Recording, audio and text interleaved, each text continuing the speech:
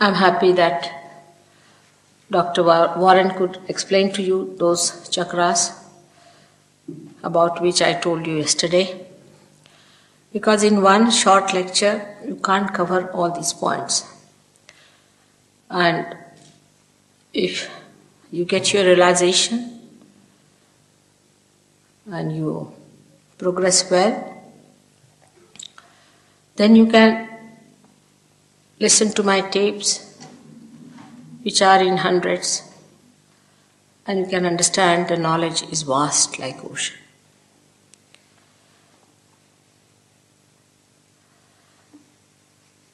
As I yesterday told you, that when you get enlightenment, you become the knowledge. It's a very confused statement. People don't understand what does it mean to become the knowledge. The other day, a gentleman came to me and he told me that my guru has already given me the knowledge. I said, how? Because he told me I have given you the knowledge. I said, but still, how is it? It is knowledge. How do you believe that he has given you the knowledge? So he said, no, mother. He touched me on my forehead and I saw a light. I said, then still, you can see the light otherwise also. How is it you have got the knowledge? So he started thinking about it.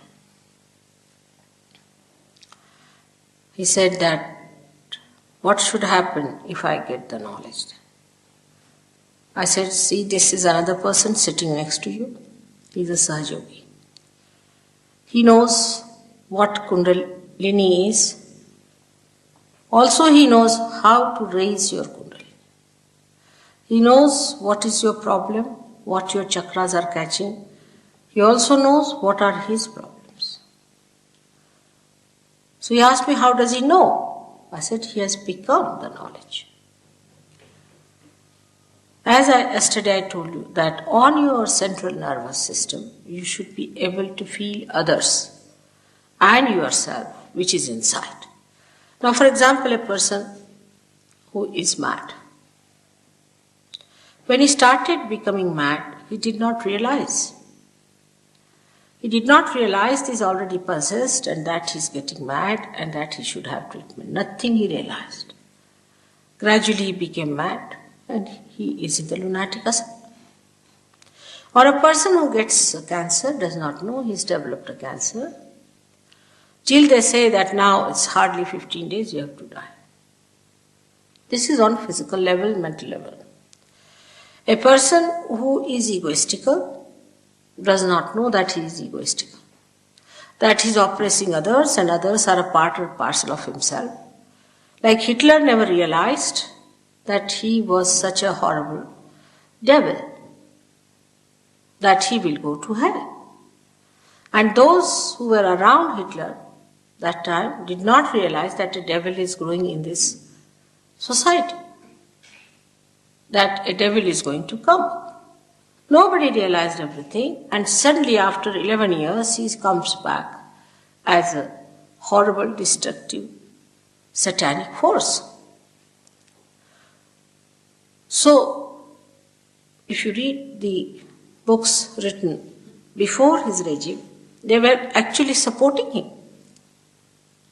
Because they said that we are getting decadent, our society is decadent, and we need a person who will take us to austerities and who will make us little disciplined. We need discipline, we must have discipline. And so they liked him. Even the young students liked him. When he went to the universities, he charmed them by saying we must have discipline, we should be austere, we should not eat this food, we should not eat that food, we should become very austere. And that thing was very much appreciated by the young people. They did not realize whether this man was a devil or not.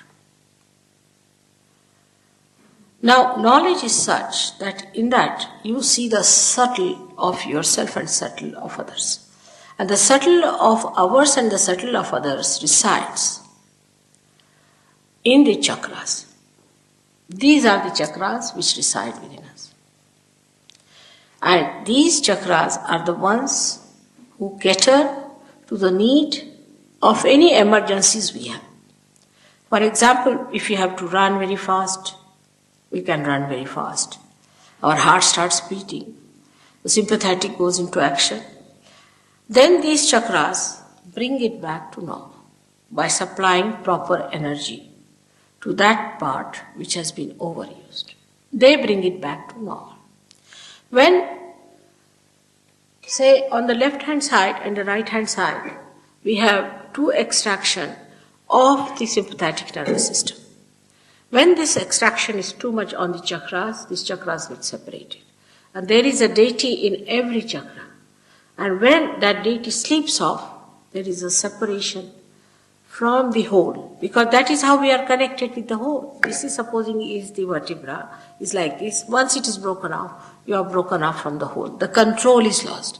Once the control is lost, then you start working on your own. Once a cell starts working on its own, it becomes malignant.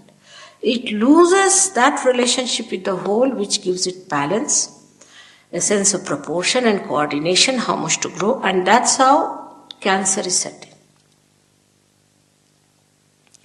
In the society also nowadays, because the society is becoming ego-oriented, we go on saying, what's wrong?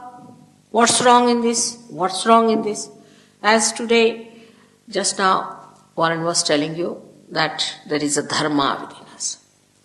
We have got 10 dharmas, the 10 sustainers within us, the 10 commandments that we have to obey. Why? Because if you go out of them, then you go into an imbalance, and if the imbalance is set in, then you can develop any one of these problems which come out of imbalances. That is how we cannot cure cancer, because we cannot make the cells go back to its normal condition.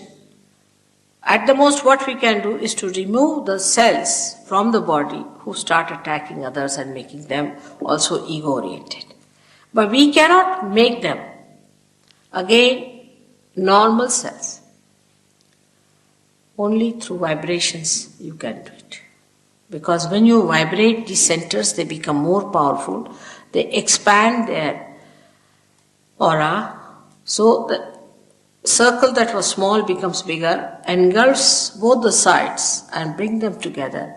And again the deities are awakened and the cells start getting the message from the whole. This is a simple principle, which is a subtle principle.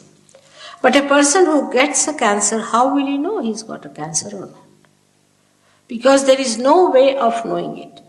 But when you become the knowledge, you start developing the sensation on your fingers.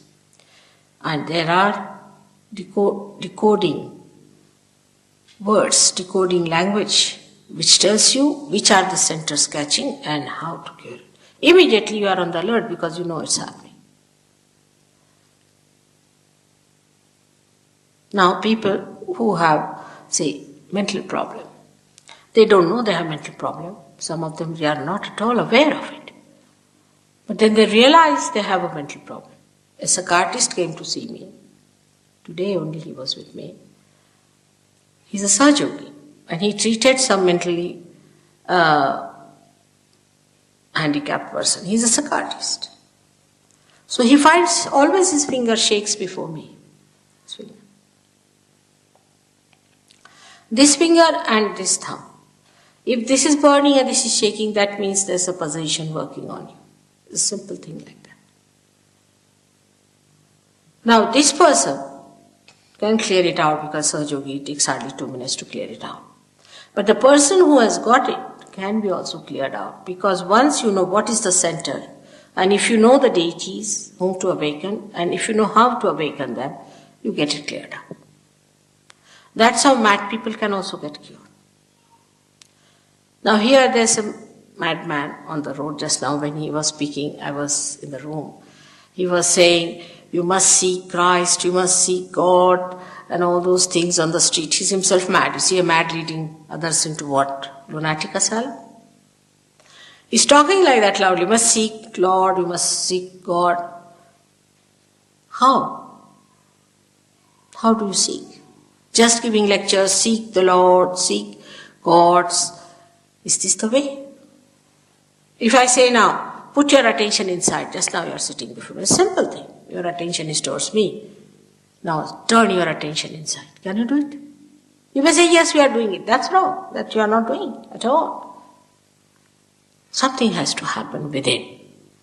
Unless and until something happens, your attention cannot go inside. Many people just believe into something false. Go on believing into it till they suffer from it.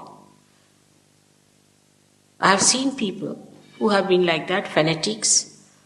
In their old age, they become absolutely either violent people or useless or aggressive or boring. Some of them become really half mad and some of them full mads. So believing into anything without the knowledge about it is a very blind game. Now sustenance has to be there. Now we can say in India we have Sikhism, which is a very great religion. But the people who belong to Sikhism are not supposed to drink at all. After all, Guru Nanak, when he said you are not to drink, because he knew about it, he knew what he was saying about it. He was an incarnation of the primordial being. He was the primordial master. And when he said that you should not drink, now I am told that in England the Sikh people drink more than even the Scotland people. It's most surprising. Imagine. Same about Islam, because Muhammad Sahib and Nanak Sahib are the same persons. He said the same thing. Moses said the same thing. Asked the Jews, what are they doing? He said strong drinks, alcohols, all must be avoided. At the time of Muhammad Sahib, there were no cigarettes. So he didn't say about cigarettes. So Muslims say, oh, cigarettes are all right, doesn't matter. You see, these things there are so many loopholes. In India, we have communities and communities like that, where you go and see, you will be amazed. Like Jains, they won't eat meat, but they will drink. Can you imagine? Drinking goes against your awareness is a fact. While Mahavira has talked about nothing but Chaitanya. Buddha never said don't eat meat. That doesn't mean that you should eat meat. But what I'm saying, he never talked on that. That's not so important. He himself, Buddha himself, died because he ate a raw pork. He went to a house. You see, Buddha was a realized soul, a great personality. He was an incarnation. And he went into a house where, as a guest. Suddenly he appeared there. And the person was just a hunter. And he said, oh, Buddha, you have come to my house. What should I give you? What should I do? He said, I have very little time. Whatever you have, you give me. He said, I have killed a wild boar, but the food is still to be cooked and it will take some time. It's all right, give me half meat. And he died of that. Even in Jainism, you'll be surprised that Neminath is the first one who was the cousin of Sri Krishna. In his marriage, there was a big function and lots of birds were brought. I mean, they were Jains, imagine. And the birds and all that, when he saw so many killed, he got a kind of a feeling against it and he said, all right, no more of this. But they have gone to another extreme of vegetarianism. I mean, they can be very cruel themselves, but they don't mind that. They can be vegetarians. To such an extent that you can't imagine. So this is the problem with the religion has been, that you go to extreme of things. First thing about religion is not to go to extremes. That's the basis of every religion. For Christianity, Christ has said, keep away the dead. Have nothing to do with the dead. He took out the dead spirits and put them in the pigs and put the pigs in the sea. You all know that story. But every church has got all the dead lying under their feet. You don't know how to walk in the church, they are all lying down there. Luckily I have been living, or unluckily I should say, living next to the church all the time I have been in London. And in the night I see all of them coming out of their graves and I say, oh God. And here the children sit down, pray to God and everything. And what do they get? No wonder Catholicism is bringing such a catastrophe or this so-called Christianity. I mean, the basics of every religion has been contradicted by the disciples. Because Christ is the one who controls the dead. He is the one who sucks the effects of the dead. And he absolutely banned them. Everywhere you go, any church. Only in India they don't do it. Somehow I don't know how they have managed it. But here, every church you go, there's dead bodies lying everywhere. Sahajogis now don't go to church because they're frightened. Once a Sahajogi is caught up by a spirit, immediately he knows he gets a headache, he doesn't want to go there. But a person who is not a Sahajogi, he goes to a church, he catches the bhoot, he does not know. One of my disciples had a mother who was a Catholic lady, very staunch Catholic. And she was MA in mathematics and things like that, you see, a very staunch Catholic. She came to see me and I told her that you should give up all this fanaticism about church going, because in the church there are all these dead bodies placed there. But she wouldn't listen to me. Now, then after old age, about 60 years, they go mad actually, really. And she started using her B-Day for WC, all sorts of things, problems arose. But she would get up in the morning of Sunday, get ready and go to church and come back very nicely. Every time it was a Sunday, she would get up, she would dress up well, go to church and come back. As if somebody was taking her down there. And somebody was bringing her back. But one day it happened that she got lost. And this lady telephoned to the police and said, what to do now? This lady is lost and my mother is lost. And she got very worried. She telephoned to me. I said, you'll find her. She's all right, but she'll come. After 3 days, she came from somewhere, God knows. Came back. And again she started the same things, using this for that and that for that, and absolutely like a mad person. But the police said nothing doing. Now you better put her in the old man's place. So she put her in one of these places where the old people live. Now this Mari, my disciple, she told me it's most amazing. The people who are there are mostly Catholics or Christians. They are all mad like this. The nurses are having a bad time. But all of them get ready on a Sunday and go to a church which is specially made for them. Can you imagine? Just look at this obsession. It's an obsession with us. We must know these are obsessions. We are not free people. We are slave to these things. Now once you come to this side, the other side of slavery are our habits. They enslave us. They enslave us. I have seen now people, I once had a minister sitting with me, and Russian minister, very powerful man otherwise. And suddenly he got up, he was the host, suddenly he got up, oh, I must go. I said, what happened? He said, I'm a sick man. I said, what's the matter with you? You see, I'm a football fan and I can't sit any longer, the football match must have started. Imagine, he was the chief host. And so many people were there, he just couldn't sit. I mean, he could not glue himself to the chair and he wanted to get up and walk. And he just didn't know what to do. I was amazed. He had no poise, no control over himself. I mean, I just thought must be some possession from this football is coming to him, or what is it? But such a grown-up, matured person behaves like this. This is nothing. Other habits that we have are much worse. And they all enslave us. We can't live without them. Anything that is in this world is for us. We are not for anything. If anything can enslave us, we should know that we are the masters of everything. If a chair doesn't make you comfortable or uncomfortable, it's not important. What is important is that this doesn't enslave you. Nothing should enslave you. The one who is a king, who is the emperor, is least bothered. If you put that person on the street, he'll sleep well. If you put him anywhere, he'll be happy. That's the person is the real emperor. But not the emperor who cannot live without complete comfort. If he's slave of the comfort, then he's not an emperor.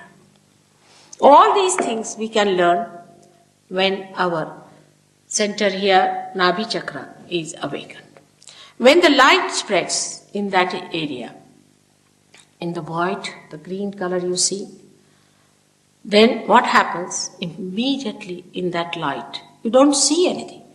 But the light works. Enlightenment is such that it goes into action. The light itself acts. Can you imagine? The light itself acts in you. We had a doctor who was very fond of wines, drinks, and I never tell you don't drink. I never say that because I don't want people to run away. No, nothing of the kind. You sit down comfortably. Just take your realization. Then we'll see about it. This fellow gave up his drinking next day. But then he had to go to Germany. And he thought, I better try some special type of wine that he had liked. So he tried it. And then he vomited. He couldn't bear it. He said the taste was so bad. I had never tasted such a dirty thing. I never told him. It just happened. He saved money. He could buy things out of the money he saved. He was a free bird. But I don't have to tell you this because we are so addicted and identified that even if you say that this can happen with Sahaja Yoga, many people will refuse it. Our identifications have gone so deeper into our being, our hangs up, as we say, that we are not free people at all. We might be free politically, all right. But this is so superficial. The spirit is the only thing that is free within you, which has no hangs up, which has no habits, which does not stick on to anything, is completely detached and emitting joy to us. It is the thing that makes our spirit, our attention so enlightened. Now, enlightened attention, as I said, is not the attention that we understand that there's a light, we see the light, nothing of the kind. But with this enlightened attention, our awareness becomes enlightened. So that we start feeling other people on our hands. Like the other person here sitting yesterday, you must have seen. आप जरा ठीक से बैठिए, सब लोग क्या सोचेंगे? कायदे से बैठिए, अब हिंदुस्तानी आदमी. The other day, one gentleman was here and he told me that your energies are different from mine. Nothing of the kind. If you have negative energies, for the time being you will shake. Definitely you will shake for a while. No doubt if you have too much negative energies. Like once we had a program and some people were there, some Brahmins. And they were very much against me because I am not a Brahmin. They said, we'll not have a mother's program. I didn't know all these stories. They never told me. But they came before me and started shaking like this. So I said, why are you shaking so much? They said, we are Brahmins and we understand you are Shakti, so we are shaking. I said, but why are you shaking? Nobody is shaking here. So they pointed out to other 4 people. They said, see, they are also shaking. So I said, go and find out from where do they come. They went and found out that they came from lunatic asylum. I said, relatively you should see who are shaking are you and these people, nobody else. So if there are negative forces, do shake a little bit. But we should see again, what's the use? What's the use of getting this energy within us? That is very important because we are utility-oriented people. Everything must have an utility. As it is, what do we have which has utility in this world? Nothing. If we had something which had real utility, we would not hanker after anything else. The hankering is still on, so we should conclude that whatever we have got now is not the ultimate. The utility of the ultimate is that once you get the ultimate, everything becomes relative. Everything becomes relative. That is, what becomes relative is all these changing things, all those things which are perishable, all those things which try to enslave us, all those things they are attracted outwardly but inside they are like snakes. And what we become is a detached personality. आपको कोई शिकायत है क्या? Sorry, yeah? शिकायत है, इससे some problem होती है. तो फिर आराम से बैठिए, पर सामने बैठे ना ये लोग उसका गलत समझ लेते हैं. Now, our idea about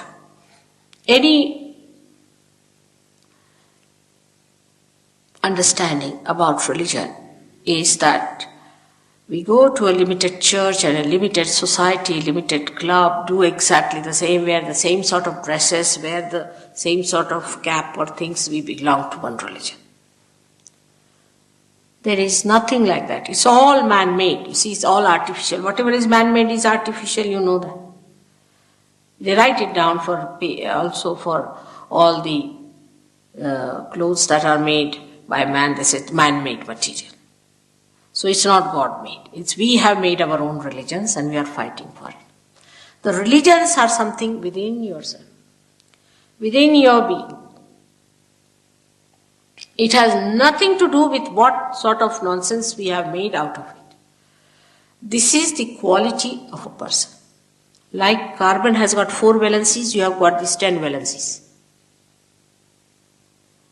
And if these valencies are missing, then what happens that as in the combination of chemical combinations you have seen, if one valence is missing, it becomes a negative. And then it combines with another. So there are negative and positive valencies. So if you have some additional valencies with you, then you jump onto other people. If you have less, then you catch some other people. It's exactly the same as it happens in a chemical compound. Now these valencies within us are to be there to give us a balance, and that's what Warren has told you what it means. When you get your realization, your dharma, your 10 commandments get enlightened, means you get empowered. You become that. You go beyond religion. You don't have to follow anything, you just become. You become so integrated. For example, some people, it doesn't suit to have, say, potatoes. They will just don't like it. Just don't like it. Before realize it's just the other way around. If they are not supposed to eat potatoes, they'll eat potatoes more. After realization, you won't just have it. You won't have it. You are so integrated. The sustenance within us gets so enlightened that our priorities change completely. We start judging everything on vibrations. Now we have a little girl, you have seen Olympia. She eats very little, practically solid food she does not eat. But if I give her anything to eat, she will eat. From nobody else. But if I give her anything, she'll ask for more and eat.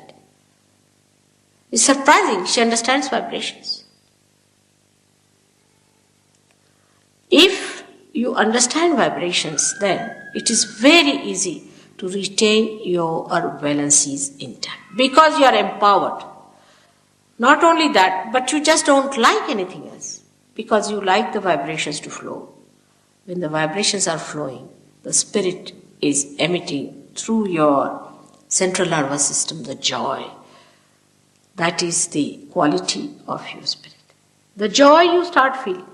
And when you start feeling the joy, then you don't want to give up. For anything, just don't want to give up. You want to enjoy it. So you become the knowledge and the attention which is actually placed in this area and sustained by your liver becomes enlightened. As I told you yesterday, sitting down here, if you want to feel about anyone, you can find out. Like just now I saw one gentleman sitting little awkwardly. I thought he's not sitting properly. I said, sit properly.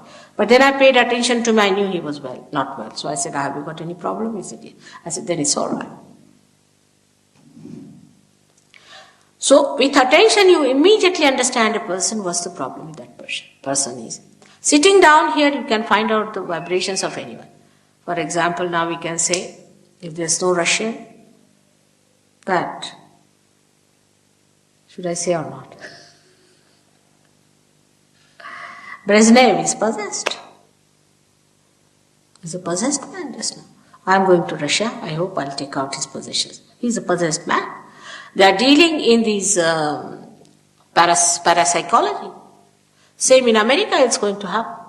It's going to happen everywhere where you try to practice these spiritualists and all that, what we call Preta Vidya, Smashana Vidya and all that, which is absolutely horrible things, calling them with sophisticated names like parapsychology and calling by, what other names they call it? Charismatic movements and all sorts of, nothing but spirits. Nothing but spirits. All these people are practicing nothing but spirits. They bring out the dead spirits and call it the Holy Ghost, imagine. This charismatic movement is another horrible thing. I don't know how to tell you about it, but I must say that the whole science has become so subtle that nobody knows that this is the scorpious, horrible satanic force that is working through us and attracting us to these spirits. Some people said, Mother, there are good spirits and bad spirits. But why? Why go to the dead? You don't know which is good, which is bad. How will you know? Why go to the dead? We have to be in the present. We don't have to be in the past. So that's one thing happens when you lose your valencies, that you go to the left.